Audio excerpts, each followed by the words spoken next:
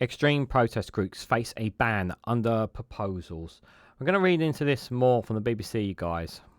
Let's go.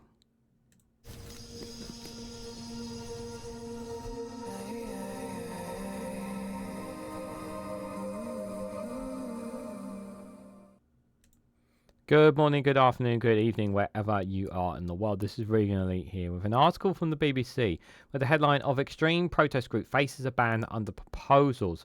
It says protest groups such as Just Stop Oil and Palestine Action could be banned in similar ways to terrorist organisations under a proposal from the government's advisor on political violence.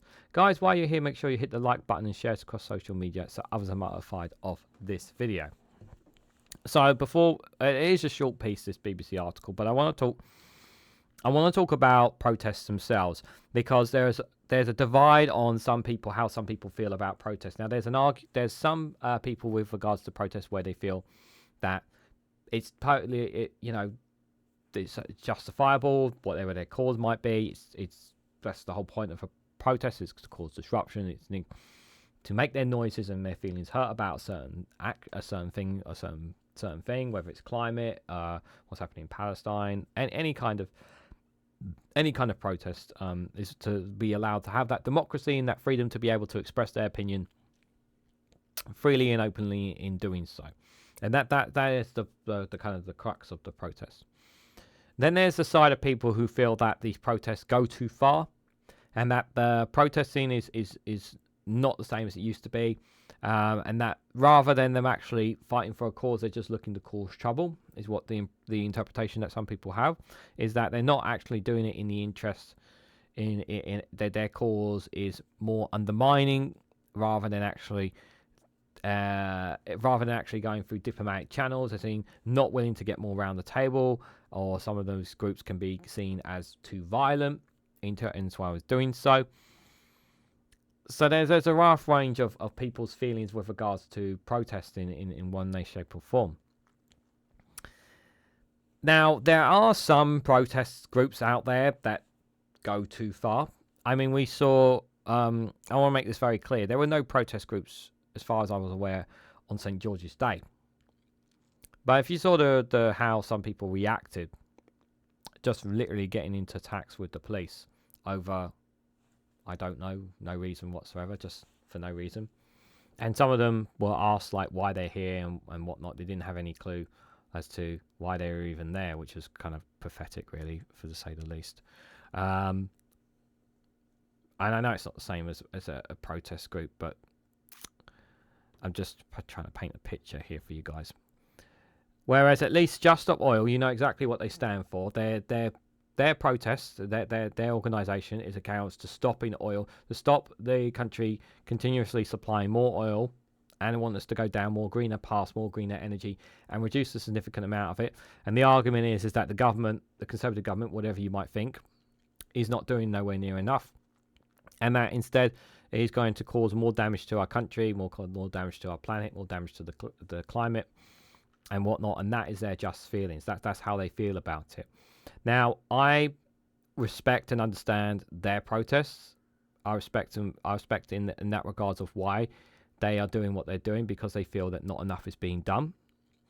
However, they do cross a line sometimes.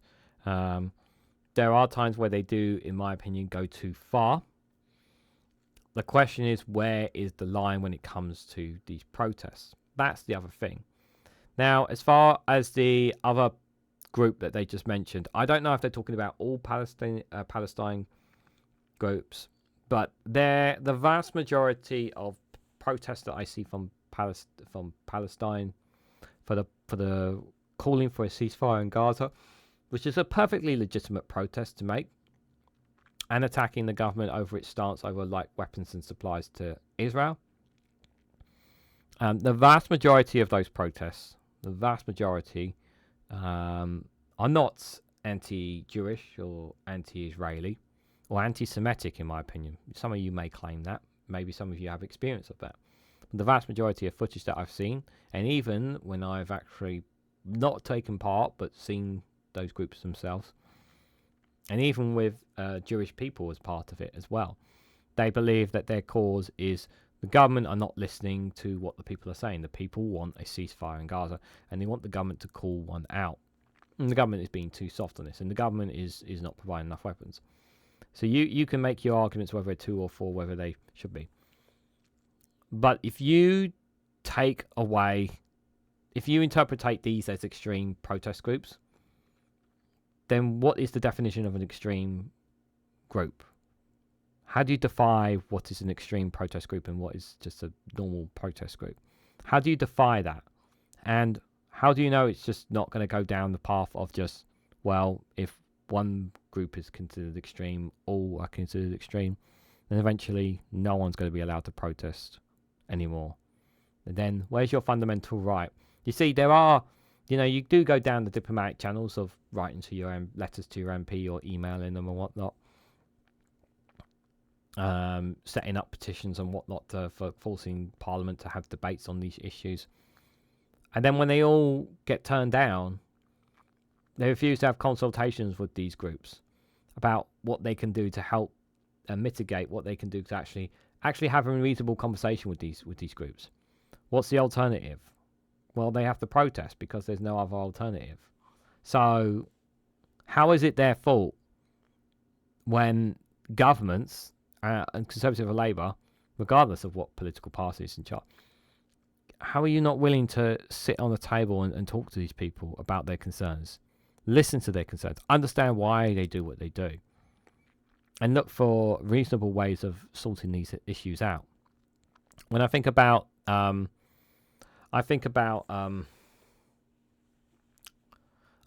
train unions and what they've been going through, and their demands for better paying conditions for their train drivers. Again, you can argue all you want about it, but are they talking around the table enough for them? The same with our NHS doctors, nurses, and workers in the workforce. They haven't had a real term pay rise in the decade. And people think it's immoral for some people actually think it's immoral for NHS to be protesting, for staff to be protesting. And I say to you, they won't sit round the table to discuss pay with them or her terms and conditions. So if they're not even willing to sit round the table to them, what are they supposed to do? When they've looked at all avenues, some of these protests, these groups. So you brand them as extremists for protesting in the first place when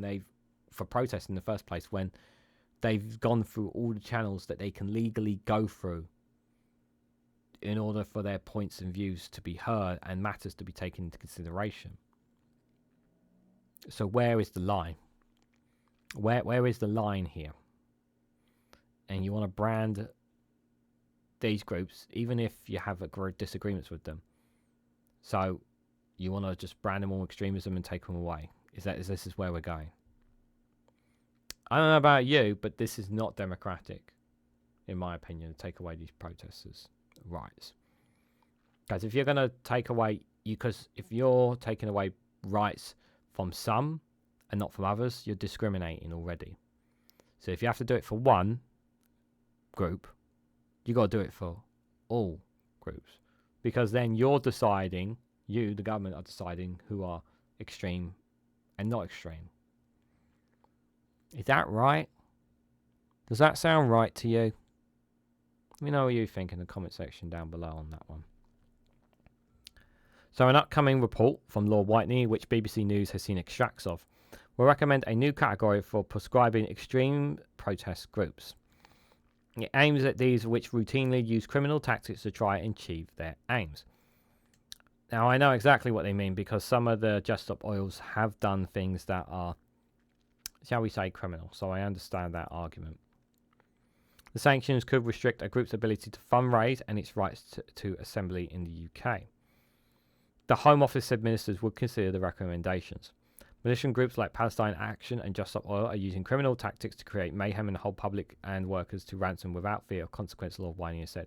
How is what Palestine Action are doing that? Please explain. Banning terror groups has made it harder for their activities to plan crimes that should be extended to extreme protest groups too. Well, are you prepared, Lord Walney? Are you prepared to have discussions with these groups, or are you just going to ignore them? Just Stop Oil said the government were the dangerous radicals that are endangering all of us through their climate policies. Palestine Action claimed its actions were in line with most of the British public who want arms embargoes between the UK and Israel, and the proposals would not deter their campaign. The new restrictions order would be distant from proscription on terrorism grounds, the report will say. But the mechanism could limit the activities of organisations to have a policy of using criminal offences or causing serious disruption to influence government or public debate. If a group's actions were persistent and used to promote a political or ideological cause, it would count against them according to the recommendation. It will come as part of a review into tackling political violence by Lord Walney, the former Labour MP John Woodcock, which was commissioned 3 years ago but is yet to be published. Government source says ministers shared Lord Walney's objections and would consider implementing his recommendations once the review is published. A Home Office spokesperson has said extremism of any kind has no place in our society, and we will not tolerate tactics set out to intimidate, threaten or cause disruption to law-abiding majority. In recent months, we have also witnessed a small number of protests displaying violence and hateful behaviour, and the police have our full support in tackling extremism and hate crime. We are considering the report's recommendations extremely carefully and will respond in due course. Well, I think there is a line, and perhaps maybe this might be a stretch too far for me. Because for me, it's the way the way a government will deal with a protest is you would sit down and negotiate. You have to compromise instead of just ignoring it. If you're a democratic country, you would try to compromise with these groups instead of just ignoring them. And that's kind of how I feel about it. They don't want nothing to do with Just Stop Oil. Both Conservatives and Labour have said they just want to ignore them.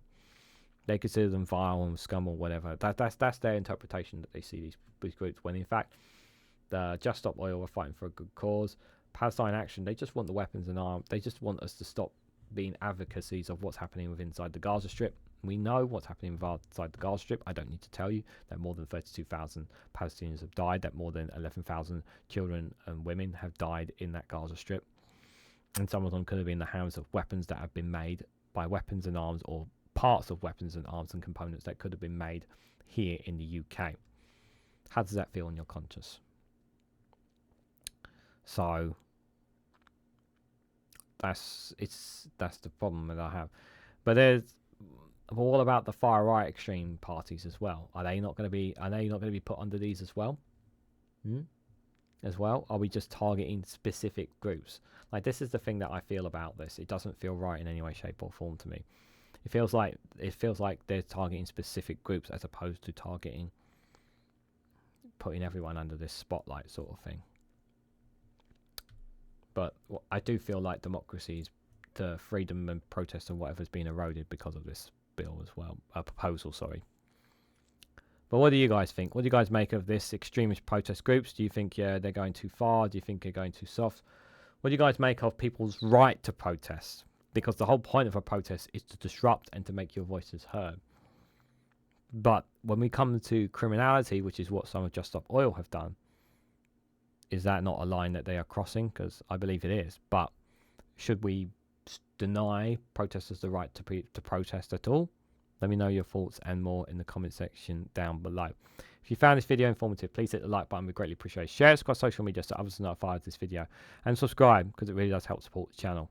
And if you want to go one step further, financially support me and the work that I do here, you can do so by becoming a YouTube member for as little as 99p. Or join me on Rumble or Patreon for exclusive content there as well. Thank you all so much for watching. I hope to catch you all very, very soon.